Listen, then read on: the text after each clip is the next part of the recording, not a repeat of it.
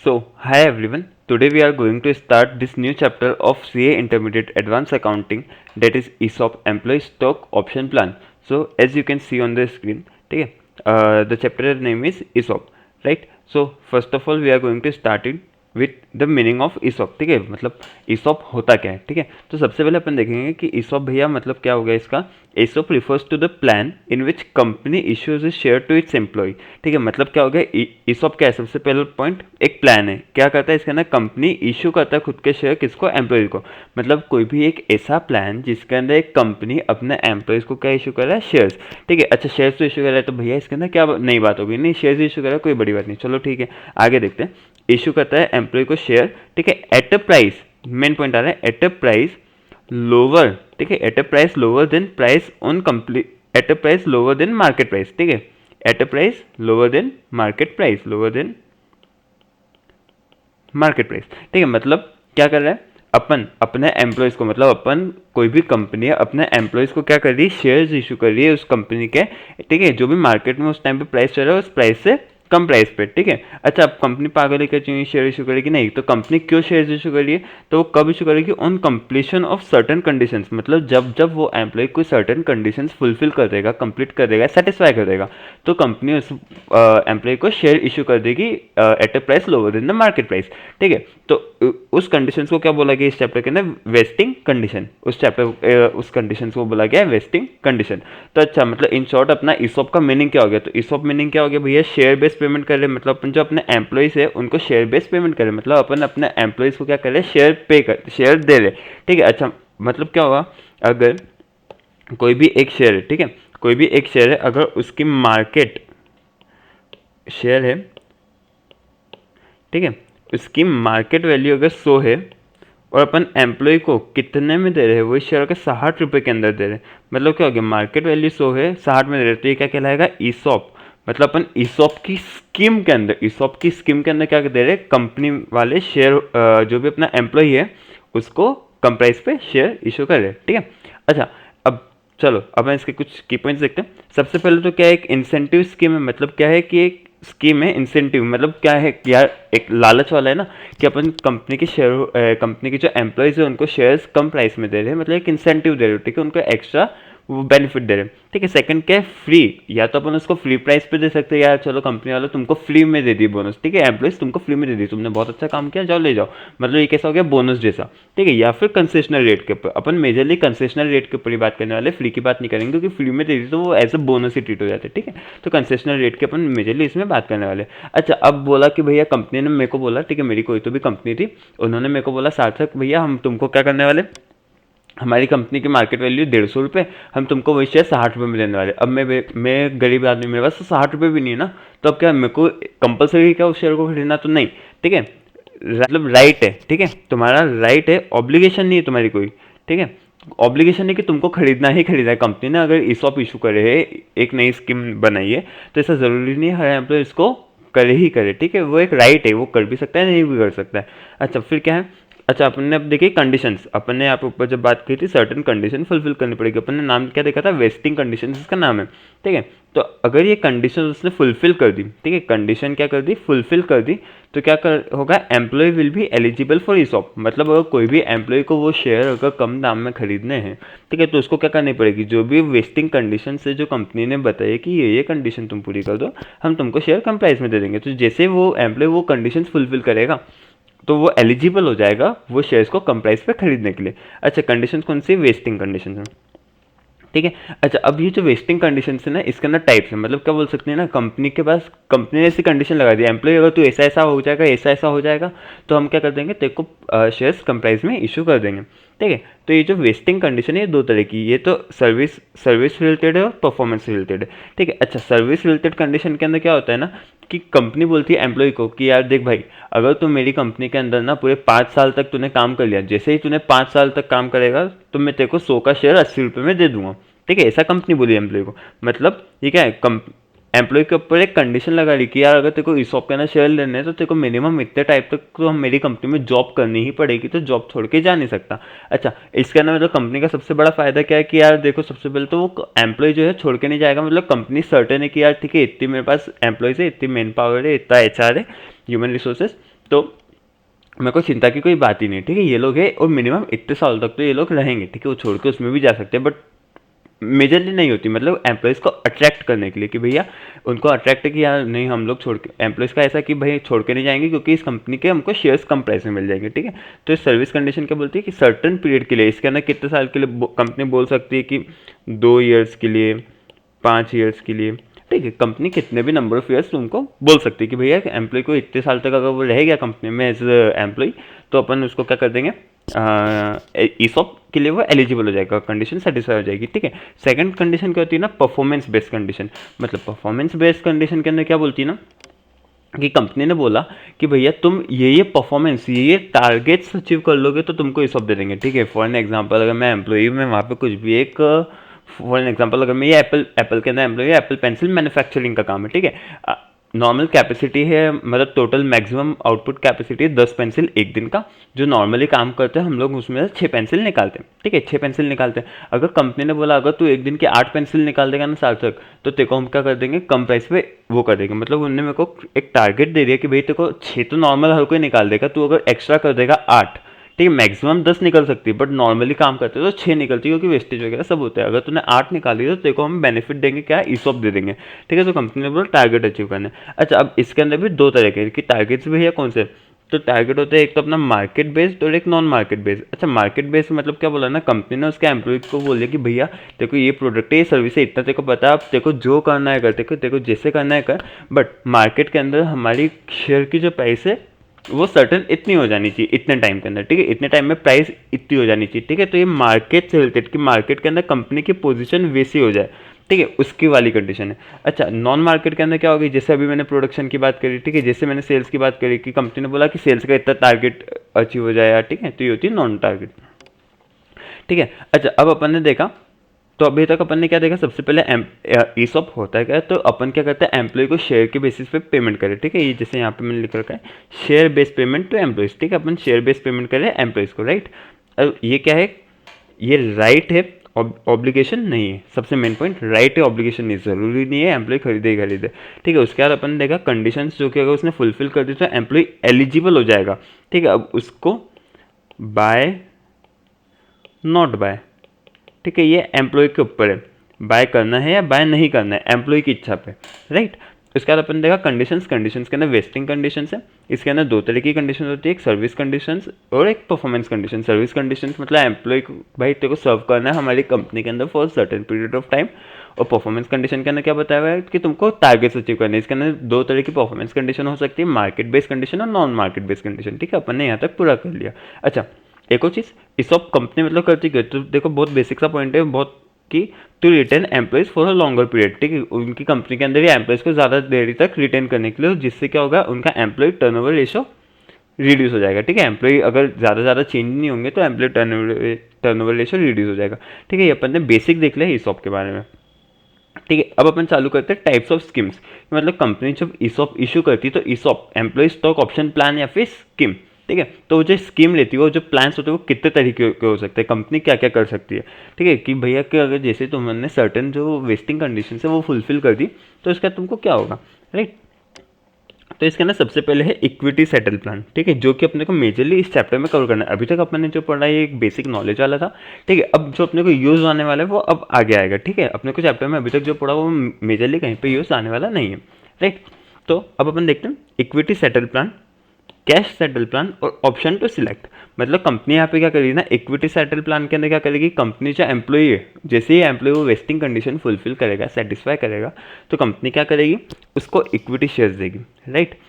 Cash settle plan के अंदर क्या है, कंपनी ने, एम्प्लॉय ने जैसे ही वो वेस्टिंग कंडीशन फुलफिल कर दी, सेटिस्फाई कर दी, तो उसको क्या देगी, कैश देगी, ठीक है। और ऑप्शन टू सिलेक्ट के अंदर क्या बोलेगा ना कि एम्प्लॉय के हाथों में ऑप्शन होगा या फिर एम्प्लॉयर मतलब कंपनी, ठीक है, दोनों में से किसी के भी एक के हाथ में ऑप्शन होगा कि भैया सिलेक्ट कर पाए क्या करें, इक्विटी दे या फिर कैश दे। मतलब ऑप्शन टू सिलेक्ट के अंदर क्या है, या तो ये वाली चीज़ का ऑप्शन होगा या फिर ये वाली चीज़ का, दोनों में से जो भी उसको उसको किसको, एम्प्लॉय को या फिर एम्प्लॉयर को बेटर लगता है, उनका पास वो ऑप्शन होगा। चलो देखते हैं, ठीक है। इक्विटी सेटल प्लान के अंदर इन दिस केस एम्प्लॉई, ठीक है, एम्प्लॉय की बात कर रहे हैं यहाँ पर, सिर्फ एम्प्लॉय की, एम्प्लॉयर की बात नहीं कर रहे, employee will be allotted shares, ठीक है, उसको अपन शेयर्स अलॉट कर देंगे of the company at time of settlement, ठीक है, जब भी वो खत्म होगा अपन सेटलमेंट जब करेंगे तो इक्विटी सेटल प्लान अगर है तो उसको अपन क्या करेंगे, सेटलमेंट के टाइम पे उस कंपनी के शेयर्स अलॉट कर देंगे, राइट।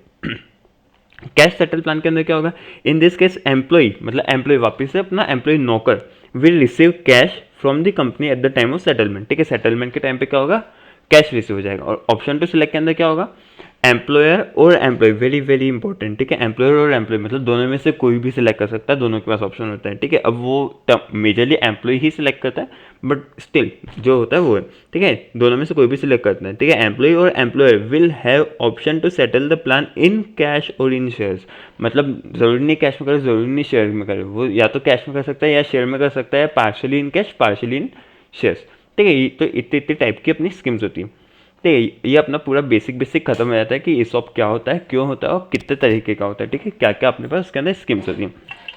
अब अपन देखेंगे ESOP को अपने को करना है तो इसकी बेसिक टर्मिनोलॉजीज क्या क्या है, ठीक है।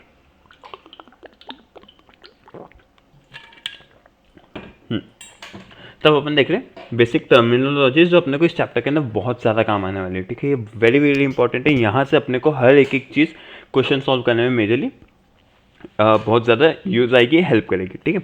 अच्छा, तो बेसिक टर्मिनोलॉजी ESOP के ना क्या क्या होती है, ठीक है। तो सबसे पहले ग्रांट डेट, ठीक है।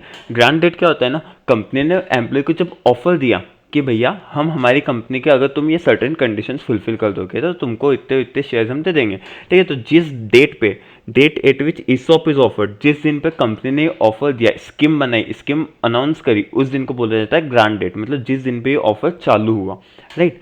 सेकंड, वेस्टिंग कंडीशन, जो कि अपन ने बहुत अच्छे से देख रखी, क्या होती है, conditions to be fulfilled to be eligible for ESOP क्या, ग्रांट डेट पे ESOP अनाउंस कर दिया, वेस्टिंग कंडीशन जैसे ही फुलफिल करी तो क्या हो जाएगा अपना,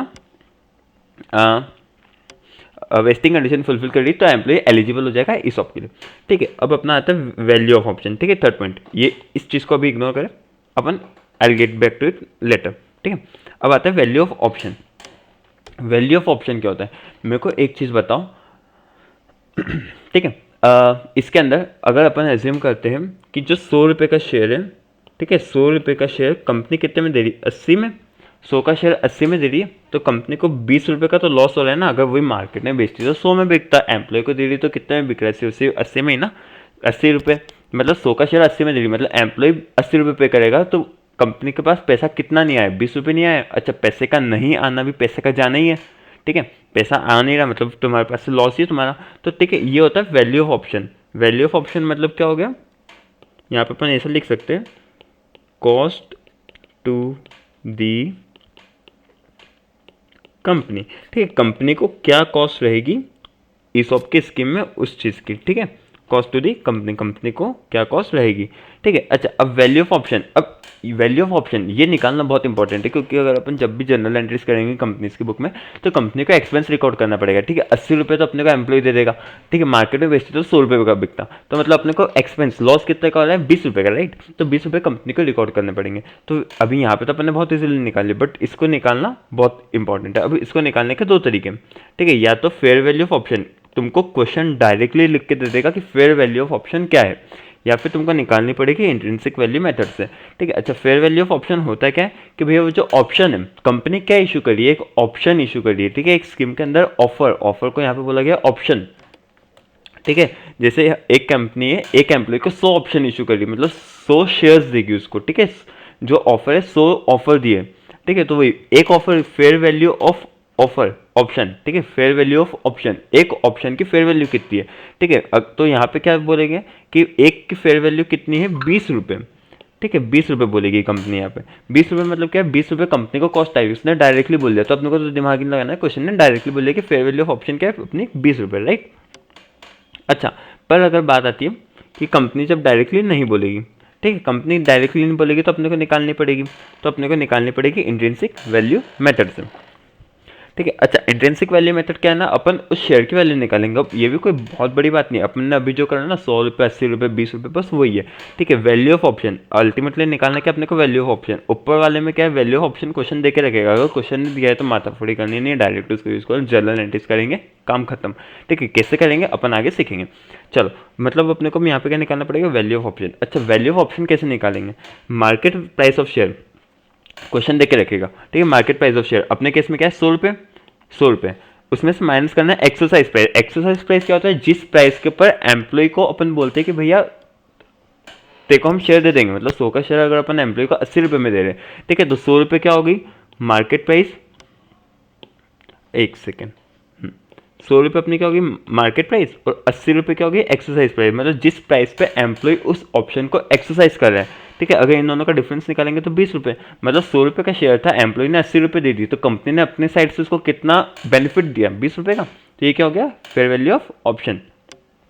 ठीक है, जैसे फॉर एन एग्जाम्पल मैंने यहाँ पे ले रखा है, ठीक है, कि मार्केट प्राइस अपन एज्यूम करते हैं अगर 100 है, एक्सरसाइज प्राइस 60 है, मतलब अपन ने अब क्या बोला 100 रुपये का शेयर एम्प्लॉय को अपन दे रहे हैं 60 रुपये के अंदर, तो डिस्काउंट कितना दे रहे हैं अपन, 40 रुपये का, 40 रुपये का डिस्काउंट दे रहे हैं ना एम्प्लॉय को। तो यही क्या हो जाएगा, वैल्यू ऑफ ऑप्शन। ठीक है, वैल्यू ऑफ ऑप्शन, और यही क्या हो जाएगा, expense for the company. Company इसको कहाँ पे करेगी, चार्ज करेगी P&L के अंदर। ठीक है, कंपनी इसको चार्ज करेगी प्रॉफिट एंड लॉस अकाउंट में, या कंपनी के लिए एक्सपेंस से डिस्काउंट दे रही है तो उसमें चार्ज करेगी, राइट। तो कोई भी शेयर की वैल्यू, ठीक है, अगर कोई भी तुम्हारा शेयर है तो शेयर की वैल्यू अगर तुमको निकालनी है तो क्या करेंगे, एक्सरसाइज प्राइस, मतलब जिस प्राइस पे अपन एम्प्लॉई को दे रहे कि भाई तू इतना पैसा दे शेयर ले जा, प्लस वैल्यू ऑफ ऑप्शन जो कंपनी बियर कर रही है, मतलब जितना एम्प्लॉय बियर कर रहा है जितना कंपनी बियर कर रही है, दोनों को प्लस कर देंगे तो क्या आ जाएगा, वैल्यू ऑफ शेयर। ठीक है, मतलब अपने एग्जाम्पल के हिसाब से एक्सरसाइज प्राइस कितना है, अपन ने उसको बोला 80 रुपये में तेरे को शेयर देंगे, और तो कंपनी को वैल्यू कितनी आ रही है, वैल्यू ऑफ ऑप्शन कितना आ रहा है, 20 रुपये। ठीक है, तो यहाँ से भी तो ये क्या आ जाएगा, वैल्यू ऑफ शेयर। तो अगर तुमको क्वेश्चन ये दे के रखता है कि कोई भी शेयर जिसकी मार्केट वैल्यू है 100 रुपये, ठीक है, कोई भी शेयर उसकी वैल्यू 100 रुपये है और उसकी एक्सरसाइज प्राइस कितनी है 60 रुपये, ठीक है, तो 100 का शेयर 60 रुपये दे रहे, 40 रुपये डायरेक्टली निकल गया। अच्छा, कोई भी है जिसके अंदर वैल्यू ऑफ ऑप्शन डायरेक्टली दे दी, ठीक है, मान लो बोलिए कि फेयर वैल्यू ऑफ ऑप्शन है 40 रुपये, तो कोई माथाफोड़ी करनी नहीं इधर उधर, ये तो करना ही नहीं दिमाग, अपने को करना है सीधे सीधे 40 रुपये लेके क्वेश्चन सॉल्व कर देना है, राइट। ठीक है, अच्छा अब आता है कि अब ये देखते अपन ईज ऑफ वर्क कैसे करता है पूरा, राइट। तो अपन ने अब सारी चीज़ें देख ली, एक आध टर्म वो जैसे ये समझाऊंगा इसके अंदर वो क्लियर हो जाएगी, ठीक है। तो अपन अब देखते हैं ईसॉप की स्कीम होती कैसी क्या है, ठीक है।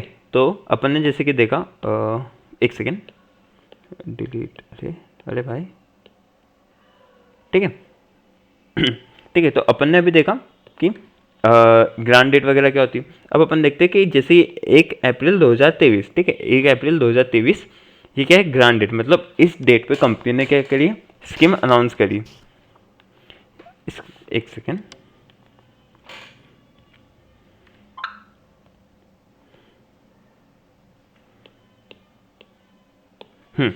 ठीक है, 1 अप्रैल 2023 इस डेट पे क्या करी कंपनी ने, स्कीम अनाउंस करी, किसकी की, ईसॉप की। भैया कंपनी ने अनाउंस करा कि इतने हम इतने ऑप्शन इतने एम्प्लॉय को इशू करेंगे, ठीक है, 1/4/23 को। अच्छा, अब ऐसे ही कर दी क्या, नहीं, उसने क्या बोला कंपनी ने, on satisfaction of certain conditions. तो क्या हो गया सर्टेन कंडीशन, उन्होंने क्या बोला, अगर कोई भी एम्प्लॉय हमारा जो 2023 के अंदर 1 अप्रैल 2023 को उस कंपनी का एम्प्लॉय अगर वो 2025 तक एम्प्लॉय रह जाता है, ठीक है, मतलब ये कौन सी हो गई कंडीशन, अपनी सर्विस वाली कंडीशन। देखो कौन सी वाली कंडीशन, सर्विस वाली, अपन ने यहाँ पे ऊपर देखी थी, वेस्टिंग कंडीशन कौन सी, सर्विस वाली, राइट। ठीक है, तो अपन ने क्या बोला, कोई भी एम्प्लॉय जो 1/4/23 को था, अगर वो 31/3/25 तक हमारी कंपनी में एम्प्लॉय ही बन के रहता है तो हम उसको क्या दे देंगे, ईसॉप के लिए वो एलिजिबल हो जाएगा। मतलब ये वाला जो पूरा पीरियड है ना, जो येलो से हाईलाइटेड है, इसको बोलेंगे वेस्टिंग पीरियड। ठीक है, जिस पीरियड के अंदर तुमको टाइम दिया है वेस्टिंग कंडीशंस को सेटिस्फाई करने का, उस पीरियड को बोला जाएगा वेस्टिंग पीरियड। ठीक है, तो यहाँ पे कितने साल का है, 2023 से 2025, मतलब 2 साल का है। ठीक है, अच्छा 2023 फिर 2024 आएगा, फिर 2025 आएगा। ठीक है, अब उसके बाद अपना आता है एक्सरसाइज पीरियड। उन्होंने क्या बोला कि 2025 तक जो भी एम्प्लॉय टिक गया, ठीक है, फॉर, ठीक है, उसको अपन क्या दे देंगे, वो दे देंगे। अपन देखते हैं फॉर एन एग्जाम्पल, अपन ने चालू किया था यहाँ पे, जब देखा था 1000 एम्प्लॉयज़ थे, ठीक है, 1000 एम्प्लॉयज़ थे शुरुआत में, तो फिर 31/3/24 को अपन ने देखा तो 1000 बचे ही नहीं। इस तारीख तक कितने छोड़ के चले गए, मतलब इस सालों के अंदर कितने एम्प्लॉयज़ अपने को छोड़ के चले गए, अज्यूम करते 100 एम्प्लॉय, तो बचे कितने, 900 एम्प्लॉय। ठीक है। फिर अपन ने देखा 900 एम्प्लॉय, अब अपन ने देखा कि इस साल में 2024 से 2025 तक अपने को 200 एम्प्लॉय छोड़ के चले गए, तो अब कितने बच गए? 700 एम्प्लॉय। ठीक है, मतलब 31/3/25 में, ठीक है, कितने एम्प्लॉय एलिजिबल है जिसने वेस्टिंग कंडीशन फुलफिल करी? 700 एम्प्लॉय। ठीक है, अपन ने चालू किससे किया था? 1000 एम्प्लॉय से। खत्म कहाँ पे करे? 700 एम्प्लॉय पे, मतलब 700 एम्प्लॉय ने वेस्टिंग कंडीशन सेटिस्फाई कर दी। अब 700 एम्प्लॉय एलिजिबल है किसके लिए? ESOP के लिए। चलो ठीक है, अब अपन इसके अंदर देखेंगे कि भैया एलिजिबल है, ऐसा थोड़ी ना कि एक दिन दिया, जैसे कि एक दिन दिया, आओ शेयर ले जाओ, तो भाई कंपनी पागल हो जाएगी, किसको देगी? 700 एम्प्लॉय। ये तो अपन एग्जांपल ले रहे, कितने एम्प्लॉयज होते होंगे, राइट? तो जैसे मोदी जी ने भी नोटबंदी की थी, तो कितने टाइम तक वो चली थी कि भैया बैंक में आप शांति से पैसा करवा लो। ठीक है, तो कंपनी बोलती अगर 31/3/25 को वेस्टिंग पीरियड खत्म होता है, ठीक है, वेस्टिंग पीरियड खत्म हुआ, उसके बाद का हमने तुमको कितना दिया? 1 महीना। मेजर मतलब एग्जाम्पल है, कोई भी पीरियड दे सकती है, 1 महीना, 2 महीना, 5 महीना, 10 महीना, साल भर, 2 साल। ठीक है, अपन लेते हैं तुमको 1 महीना दिया है, 1 महीने के अंदर तुम जो भी 700 एम्प्लॉयज है ना, जिस जिसको शेयर खरीदना है वो आओ और शेयर ले जाओ। ठीक है, अच्छा, जिस जिसको शेयर खरीदना, क्यों? क्योंकि भैया ये एक राइट ऑब्लिगेशन नहीं है, जरूरी नहीं है 700 के 700 ही खरीदे। ठीक है, अपन यहाँ पे देखते हैं कितने, फॉर एन एग्जाम्पल से 500 लोगों ने शेयर खरीदा। ठीक है, 200 लोगों को चाहिए नहीं था शेयर भाई, वो तो यूं ही एम्प्लॉय में कुछ थे, ठीक है, उनने शेयर नहीं खरीदा। तो 31/4/25, ठीक है, 1 महीने बाद 31/3/25 के बाद 30/4/25 तक ये जो पीरियड होगा वेस्ट हो गए। ठीक है, जो शेयर ने वेस्टिंग कंडीशन फुलफिल कर दी उनको क्या बोलेंगे? Vested share. ठीक है, तो ये जो 700 शेयर्स है वो क्या कहलाएंगे? वेस्टेड शेयर्स या फिर वेस्टेड ऑप्शंस, राइट? ये कहलाएंगे वेस्टेड शेयर्स या फिर वेस्टेड ऑप्शंस। ठीक है, तो जो भी है अपन इनको कर देंगे। ठीक है, अच्छा, अब इनको टाइम दिया अपन ने कितना? ये एक्सरसाइज पीरियड वाला कि भैया एक्सरसाइज पीरियड के अंदर एक्सरसाइज कर लो। अब 500 ऑप्शंस नहीं, ठीक है, 500 लोगों ने आके शेयर खरीद लिए इस टाइम के बाद। अच्छा, अब इसके अंदर 2 लोग, इसके बाद जो 200 लोग बच गए अपने, जिन्होंने शेयर्स नहीं खरीदे। ठीक है, जिन्होंने शेयर्स नहीं खरीदे वो शेयर्स क्या हो गए? उनको अपन बोलेंगे लैप्स ऑप्शन। लैप्स मतलब जो डिस्क्वालीफाई हो गया, जिनने खरीदे नहीं, वो ऑप्शन क्या हो गया? लैप्स हो गया, मतलब खत्म हो गया, राइट? तो ESOP की स्कीम ऐसे वर्क करती है। ठीक है, अपन ने चालू किया था 1000 से, पहले साल 100 एम्प्लॉय छोड़ गए, अगले साल 200 एम्प्लॉय छोड़ गए। ठीक है, तो पूरे वेस्टिंग पीरियड के अंदर इन टोटल 2 सालों के वेस्टिंग पीरियड के अंदर कितने एम्प्लॉय छोड़ गए? 300 एम्प्लॉय छोड़ गए। तो एट द एंड अपने ऑप्शन वेस्ट कितने हुए? 700 ऑप्शन वेस्ट हुए। 700 ऑप्शंस में से कितने ऑप्शंस एक्सरसाइज हुए? तो अपने एक्सरसाइज से 500 ऑप्शंस। ठीक है, तो 700 में से 1000 से चालू किया था, 700 वेस्ट हुए, 500 एक्सरसाइज हुए और 200 लैप्स हो गए। ठीक है, ये बाइफिकेशन अपना ESOP का रहता है। ठीक है, अच्छा, अब अपन देखेंगे जनरल एंट्रीज। ठीक है, जनरल एंट्रीज एक बार मैं पहले ही बता, ऐसे ही कर देते हैं, पर क्वेश्चन करते करते अपन समझेंगे। ठीक है, एक क्वेश्चन कराएंगे इस लेक्चर के अंदर, एक क्वेश्चन कराता हूँ बेसिक का, उसके बाद अपन नेक्स्ट लेक्चर के अंदर क्वेश्चन करेंगे। ठीक है, अच्छा, जनरल एंट्रीज क्या होता है? अच्छा, अपन एक काम करते हैं, एक अपन मन से ही क्वेश्चन बना लेते हैं। ठीक है, एक कंपनी है जिसकी शेयर की प्राइस कितनी है? ठीक है, शेयर की मार्केट वैल्यू कितनी है? शेयर की मार्केट वैल्यू है 500 रुपये। ठीक है, उसने, और उसकी एक्सरसाइज प्राइस क्या है? अपन एज्यूम करते हैं 200 रुपये एक्सरसाइज प्राइस है। ठीक है, ग्रांट डेट क्या है उसके अंदर? ठीक है, ग्रांट डेट क्या रखते हैं अपन? जैसे कर रहे 1 अप्रैल 2023, 1/4/23। ठीक है, नंबर ऑफ ऑप्शंस, ठीक है, number of options to each employee, हर एक एम्प्लॉय को अपन ने कितने ऑप्शन दिए? फॉर एग्जांपल 100 ऑप्शन दिए। ठीक है, अच्छा, एक एम्प्लॉय को 100 ऑप्शन दिए। अगर जब भी ऐसा होगा ना, तो क्वेश्चन तुमको ये भी बताएगा कि नंबर ऑफ एम्प्लॉयज कितने, तो वहीं पे आगे लिखा होगा नंबर ऑफ एम्प्लॉयज। ठीक है, अपन देखते हैं, आप 1000 एम्प्लॉयज है। ठीक है, ये सबसे बेसिक सा क्वेश्चन होगा, जब भी कोई भी सबसे बेसिक क्वेश्चन ये होगा, उसके अंदर मिनिमम तुमको इतना डेटा गिवन होगा। ठीक है, मार्केट वैल्यू 500। ठीक है, मार्केट वैल्यू अपनी हो गई 500, फिर एक्सरसाइज प्राइस हो गई 200, तुमको ग्रांट डेट दे के रखेगा, नंबर ऑफ ऑप्शंस दे के रखेगा। ठीक है, और जितने भी एम्प्लॉयज है वो दे के रखेगा। ठीक है, नंबर ऑफ एम्प्लॉयज हो सकता है तो हो सकता है नहीं भी दे। अच्छा, तो अपन सबसे पहले इसके अंदर निकाल लेते हैं, मार्केट वैल्यू अपनी 500 है और एक्सरसाइज प्राइस 200 है, मतलब कंपनी को एक्सपेंस आ रहा होगा कितने का? 300 का, राइट? तो 300 क्या होगी? Fair value of option. Grant date है इतनी। ठीक है, हर एक एम्प्लॉय को 100 ऑप्शन दे रहे, मतलब 100 शेयर दे रहे, और ये कितने दे रहे? 1000। ठीक है, तो मतलब टोटल नंबर ऑफ ऑप्शंस, ये कितने हो जाएंगे 100 इंटू 1000, राइट। तो ये कितना हो जाएगा 1,00,000। इतने टोटल नंबर ऑफ शेयर्स अपन देने वाले हैं। चलो अब अपन करते हैं जर्नल एंट्री, ठीक है। इसके अंदर मेजरली क्वेश्चन करना जर्नल एंट्री ही आती है, ठीक है। जर्नल एंट्री और वर्किंग नोट के मार्क्स लेते हैं बस, ठीक है। अपन वर्किंग नोट वाले क्वेश्चन करेंगे अभी, पहले बेसिक अपन ये समझते हैं, इसके बाद ये लेक्चर खत्म होगा, ठीक है। उसके बाद अपन नेक्स्ट लेक्चर के अंदर क्वेश्चन करेंगे, ठीक है। मैंने पूरा आगे क्वेश्चन भी कर रखे मॉड्यूल के इलस्ट्रेशन से अपने, उसके बाद मॉड्यूल के क्वेश्चन आ जाएंगे तुम्हारे। और उसके बाद ये ICI की सारी RTPs है, ये RTPs है, उसका ICI की सारी MTPs, ठीक है। अपन ऐसे सारे के सारे इवेंचुअली जितने भी लेक्चर्स होंगे, मैक्सिमम से मैक्सिमम 4 लेक्चर, 3 और 4 लेक्चर्स के अंदर अपन सारा कंटेंट कवर कर लेंगे, ठीक है, ESOP का। चलो तो अब सबसे पहले जर्नल एंट्री क्या होगी, अपन देखते हैं भैया। कंपनी को 300 रुपये का एक्सपेंस हो रहा है, हाँ कंपनी को एक्सपेंस हो रहा है, ठीक है, एक्सपेंस हो रहा है। तो अब ये जो एक्सपेंस है, इस एक्सपेंस को कंपनी बुक करेगी। तो इस एक्सपेंस को अपन कोई सा भी एक्सपेंस यूज करते हैं, बुक करते हैं, ठीक है। कोई सा भी एक्सपेंस अगर अपन बुक करते हैं तो क्या करते हैं यार, चलो एक्सपेंस मतलब कहाँ जाएगा, P&L के अंदर।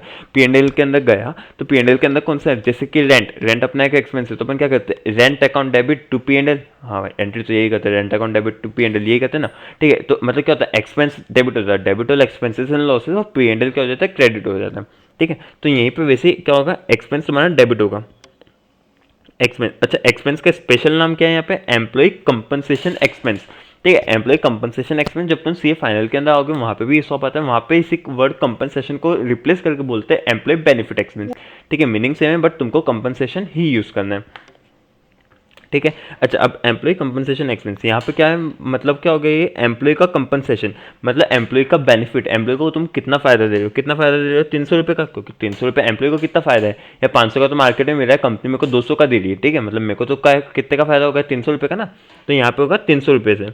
अच्छा मतलब ये एंट्री होगी अपने किस अमाउंट से, 300 के, एक कलर अपन थोड़ा बदल लेते हैं, ये एंट्री होगी अपनी 300 के अमाउंट से। अच्छा पर अब ये एंट्री कौन कर रहा है, कंपनी कर रही है, ठीक है। एंट्रीज हो रही है कंपनी की बुक के अंदर, राइट। तो कंपनी की बुक के अंदर अब क्या कंपनी सिर्फ एक एम्प्लॉय का बुक करेगी, नहीं, कंपनी तो सारे एम्प्लॉयज के लिए बुक करेगी ना, ठीक है। तो अच्छा तो कंपनी कितनों के लिए बुक करेगी, 300 इंटू 1000, 100 नहीं 1,00,000, क्योंकि 300 रुपये कॉस्ट आ रही है एक शेयर के ऊपर, ठीक है। ऐसे कितने शेयर्स इश्यू होने वाले, 1,00,000 शेयर्स इश्यू होने वाले, ठीक है। तो 300 इंटू 1,00,000 अपन इससे बुक करेंगे, ठीक है। इसको वापस से अपन ने नाम दिया। अच्छा अब अपन ये जर्नल एंट्री कर किस दिन है, अपन ये कर रहे जिस दिन स्कीम चालू हुई है, ठीक है। ग्रांड डेट वाले टाइम पे अपन जर्नल एंट्री कर रही है, मतलब अपन ने यहाँ पे स्कीम को अनाउंस किया, ठीक है। यहाँ पे अनाउंस किया तो अपन कब एंट्री करेंगे, at the end of first year, मतलब पहले अपनी फर्स्ट जर्नल एंट्रीज कब होगी, 31/3/24 को, उसकी सेकंड वाली होगी 31/3/25 को, फिर 30/4/25 को। मतलब स्कीम अनाउंस करी, ठीक है, भले वो अपन ने कभी भी अनाउंस करी हो, वो साल जब एंड होगा उस टाइम अपनी फर्स्ट एंट्री होगी, ठीक है। तो अपन क्या करेंगे, उस साल भर का एक्सपेंस, अब अपन उसको आगे इन डिटेल समझेंगे। तो उस साल भर का एक्सपेंस, ठीक है, एम्प्लॉय का कंपनसेशन एक्सपेंस कितना है, 300 इंटू 1,00,000, ठीक है, जितना भी होगा 300 इंटू 1,00,000 अपन ये करेंगे। तो इसी के करस्पॉन्डिंग अपन एक लाइबिलिटी बना देते हैं, मतलब एक एक्सपेंस बढ़ा तो एक लाइबिलिटी बनाएंगे, या तो अपन यहाँ पर डायरेक्टली क्या करते हैं, P&L को डेबिट कर देते हैं, ठीक है, कर तो सकते हैं, बट ये अपनी एक लाइबिलिटी है ना। मेरे को बताओ, अपन ने ESOP चालू करा है यहाँ पे, राइट। फर्स्ट ईयर के एंड में अगर मैं एंट्री कर रहा हूँ, ठीक है, अगर मैं फर्स्ट ईयर के एंड में ही पे कर दूंगा, ठीक है, इसी दिन अगर मैं पे भी कर दे रहा हूँ कंपनी को, एम्प्लॉइज को, तो कोई दिक्कत ही नहीं, हाथों हाथ क्या करूँगा, employ compensation expenses to P&L, ठीक है, हाथों हाथ एक्सपेंस था, P&L में चले गया इसी साल का, पर नहीं, इस साल का एक्सपेंस मैं बुक कर रहा हूँ, बट ये एक्सपेंस इस साल कर रहा हूँ क्या, नहीं करूँगा, कब, जब ये एक्सरसाइज पीरियड के अंदर जो भी एम्प्लॉय वो आके शेयर उनके लेंगे, ठीक है। तो मेरे को अभी क्या एक लाइबिलिटी बनानी पड़ेगी कि आगे जाके मेरे को देना पड़ सकता है, राइट। तो अभी अपन इसके लाइबिलिटी का बनाएंगे टू ESOP आउटस्टैंडिंग, ठीक है। अच्छा इसका भी अमाउंट क्या आएगा, वही 300 इंटू 1,00,000, ठीक है। अच्छा ये हो गया। अब उसके बाद अपन क्या करेंगे, अपन ने इस बार का एक्सपेंस तो बना लिया और लाइबिलिटी बना ली। अब मेरे को बताओ, जो लाइबिलिटी वो कब सेटल होगी, जब अपन उसको पे कर देंगे, ठीक है, जब एम्प्लॉइज एक्सरसाइज कर लेंगे उस टाइम पे सेटल हो जाएगी।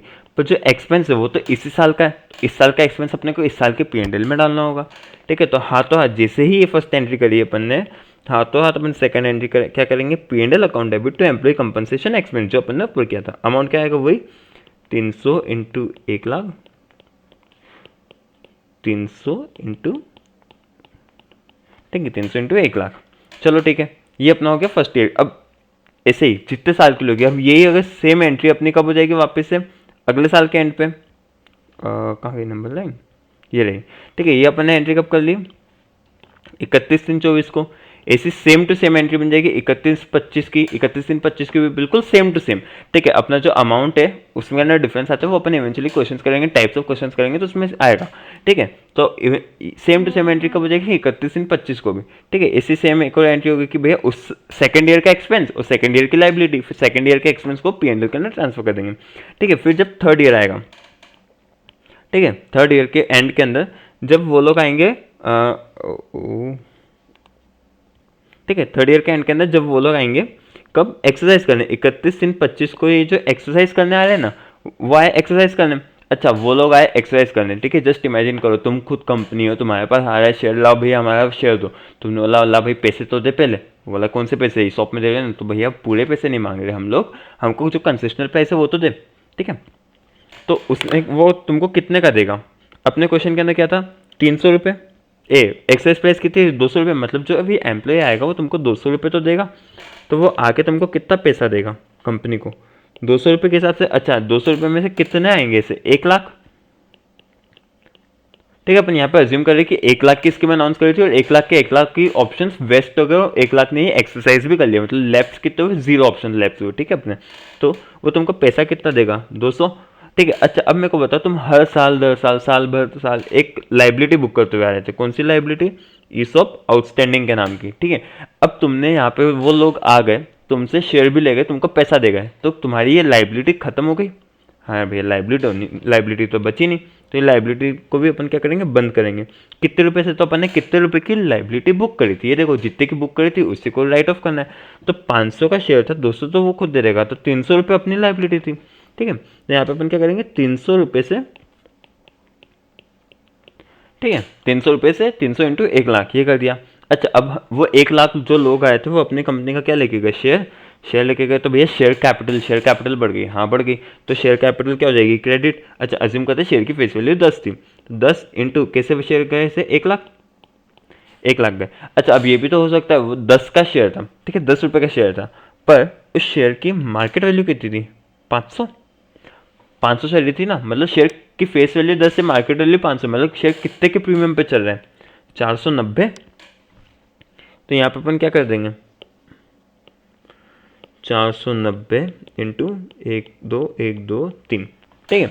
ये अपनी हो गई खत्म, ठीक है। अपन ने वापस से अपन ने सबसे पहली फर्स्ट एंट्री क्या करी, employee compensation expenses to ESOP outstanding, ठीक है। एम्प्लॉय कंपनसेशन एक्सपेंसेस के अंदर अपन ने इस साल का एक्सपेंस बुक करा और उसकी लाइबिलिटी बनाई ईसॉप आउटस्टैंडिंग के अंदर। फिर जो इस साल का एक्सपेंस बुक करा उसी एक्सपेंस को हाथों हाथ सेकंड एंट्री के अंदर अपन ने क्या करा, P&L के अंदर ट्रांसफर करा, क्योंकि एक्सपेंस कहाँ पे जाता है, at the end of the year, P&L के अंदर, ठीक है। ऐसा अपन ने जितने साल तक वो उतने साल तक करा, उतना एक्सपेंस बुक करते गए, उतनी लाइबिलिटी बना देते गए। अब बात है डे ऑफ द एक्सरसाइज, मतलब जिस दिन लोगों ने आके एक्सरसाइज करा, ठीक है, तो वो आए, उनने अपने को पैसा दिया, तो बैंक अकाउंट डेबिट, ठीक है। वो आए अपन ने अच्छा, वो आए तो अपन क्या करेंगे, अपनी जो भी लाइबिलिटी है, जो अपन ने ईसॉप आउटस्टैंडिंग की लाइबिलिटी बनाई थी वो खत्म करेंगे। तो ये हो जाएगा ईसॉप आउटस्टैंडिंग, ठीक है, ये आउटस्टैंडिंग लिखा नहीं है यहाँ पे। तो bank account debit, ESOP outstanding account debit to equity share capital to security premium reserve, right. ये अपनी एंट्रीज खत्म हो जाती। अगर इतना जितना मैंने क्वेश्चन तुम लोगों को बताया अभी ऊपर, ठीक है, अगर वो क्वेश्चन होता तो यहाँ पे तो आके तुम्हारा क्वेश्चन खत्म, ठीक है, फुल मार्क्स 100%। बट अब अगर कुछ ऐसा होता है, ठीक है, अब अपन इसी क्वेश्चन के अंदर केस लेते हैं। क्या केस लेते हैं कि भैया अपने पास कितने शेयर्स थे, 1,00,000, ठीक है। अब 1,00,000 शेयर्स से तो क्या ज़रूरी है कि एक्सरसाइज करने 1,00,000 के 1,00,000 के आ जाए, ठीक है। हो सकता है कि वो 2 साल 3 साल जितना भी पीरियड होगा उस टाइम पे कोई एम्प्लॉय छोड़ के चले गया, हाँ जा सकता है। चलो कोई भी छोड़ के नहीं गया, कंपनी इतनी अच्छी थी कि भैया कोई एम्प्लॉय जाना ही नहीं चाहता था वहाँ से, ठीक है, कोई छोड़ के तो नहीं गया।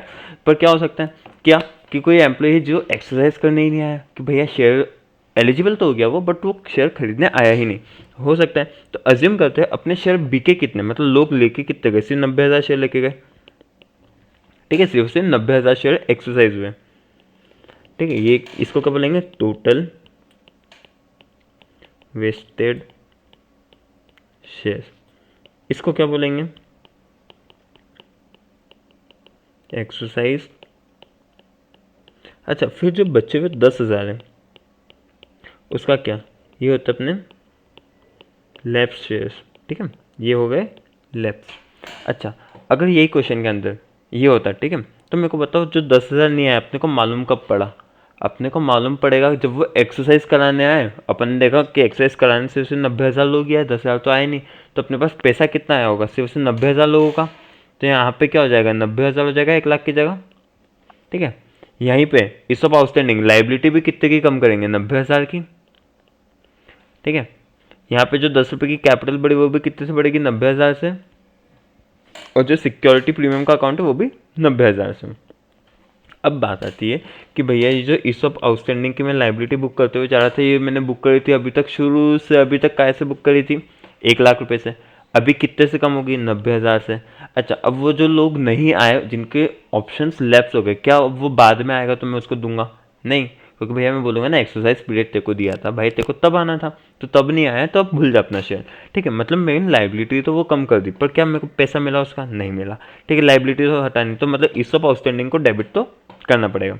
तो अब वो जो अपन लाइबिलिटी बनाते हुए चले थे ना इस सब आउटस्टैंडिंग के नाम की, उसको क्या कर देंगे अपन, जनरल रिजर्व के अंदर ट्रांसफर कर देंगे, ठीक है, क्योंकि वो अपने पास एक लाइबिलिटी थी जिसका पैसा कभी नहीं गया, तो अपने लाइबिलिटी बना के रखी थी कि इसको पैसा देना है देना है देना है देना है देना है देना है, पर क्या उसको देना पड़ेगा, नहीं, तो अपना क्या हो गया, प्रॉफिट हो गया, तो अपन इसको क्या करेंगे, जनरल रिजर्व के अंदर ट्रांसफर कर देंगे, ठीक है। यहाँ पे कैसे एंट्री होगी, 10,000 से, 10,000 इंटू, अच्छा अपनी लाइबिलिटी कितनी थी, देखो चलो ऊपर वापस क्वेश्चन के अंदर, अपनी लाइबिलिटी कितनी थी, 300 रुपये की, क्यों, क्योंकि 500 का शेयर था, 200 में दिया था, 300 रुपये अपने को अपनी साइड से देने थे, राइट, 200 तो एम्प्लॉय पे करने वाले, तो अपनी लाइबिलिटी कितने से बुक करी होगी, 200 से, और जनरल रिजर्व में भी सेम अमाउंट, ठीक है, 200।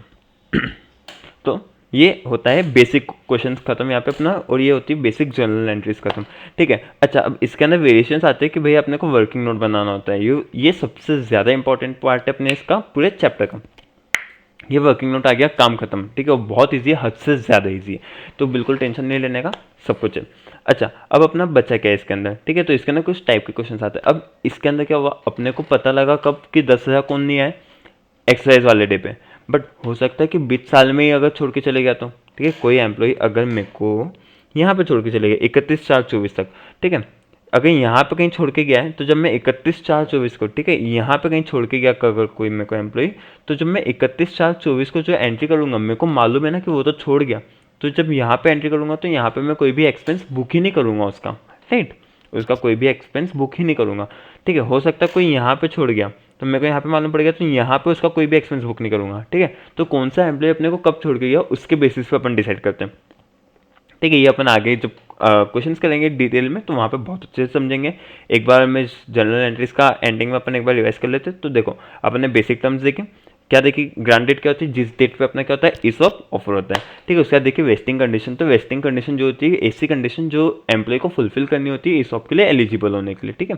इसके अंदर बहुत सारे टाइप्स अपन ने देखे थे, 2 तरह के, बट अपने को कोई काम का नहीं वो चीज़, ठीक है। वैल्यू ऑफ ऑप्शन, अब जो वैल्यू ऑफ ऑप्शन है मतलब क्या होता है, कंपनी की कॉस्ट, कंपनी की कॉस्ट कितनी है। अच्छा, अब इसके अंदर भी क्या है कि 2 तरीके से, या तो क्वेश्चन ने डायरेक्टली दे दिया तो डायरेक्टली देगा क्वेश्चन, तो क्या लिख के देगा कि फेयर वैल्यू ऑफ ऑप्शन, अगर क्वेश्चन डायरेक्टली तुमको दे रहा है तो वो लिख के देगा फेयर वैल्यू ऑफ ऑप्शन, ठीक है। बट क्वेश्चन डायरेक्टली नहीं लिख के दे रहा है तो तुमको इंट्रिंसिक वैल्यू मेथड से निकालनी। इंट्रिंसिक वैल्यू मेथड क्या होती है कि मार्केट वैल्यू तुम्हारी शेयर की क्या है, किस प्राइस में तुम एम्प्लॉय को एक्सरसाइज करने के लिए दे रहे हो, जो भी उनका डिफरेंस होगा वो अपना क्या हो जाएगा, वैल्यू ऑफ ऑप्शन। उसके बाद अपन ने देखी जनरल एंट्री। सबसे पहली एंट्री अपन करते हैं employee compensation expense to ESOP outstanding being compensation expense recognise, ठीक है। अपना जो भी कंपनसेशन का एक्सपेंस है अपन उसको एक्सपेंस को रिकॉग्नाइज कर लेते हैं और एक लाइबिलिटी क्रिएट कर लेते हैं। उसका जो अपना कंपनसेशन एक्सपेंस है उसको पीएनएल के अंदर ट्रांसफर करते हैं, तो PNL account debit to employee compensation expenses account credit being expenses transfer to PNL, ठीक है। जो अपने भी एक्सपेंस है उसको अपन ट्रांसफर कर देंगे पीएनएल के अंदर।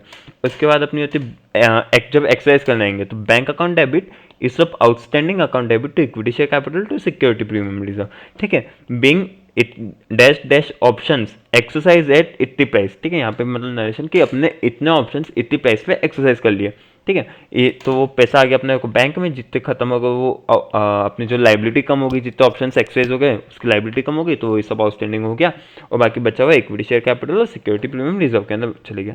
ठीक है, फिर जो ऑप्शन एक्सरसाइज ही नहीं हो पाए, ठीक है, जो लैप्स हो गए, वो कहेंगे ESOP outstanding to general reserve, उसको जनरल रिजर्व में डाल देंगे। ठीक है, being ESOP outstanding account on lapse options transfer to general reserve. ठीक है, जो भी ईसॉप आउटस्टैंडिंग का अपनी लाइबिलिटी अपन ने करी थी, जो लैप्स हो गए उसको अपन काय में डाल देंगे, जनरल रिजर्व में। ठीक है, तो that's it for this lecture. ठीक, मिलते हैं अगले लेक्चर में ईसॉप के क्वेश्चंस के साथ। ठीक है, thank you guys, bye bye.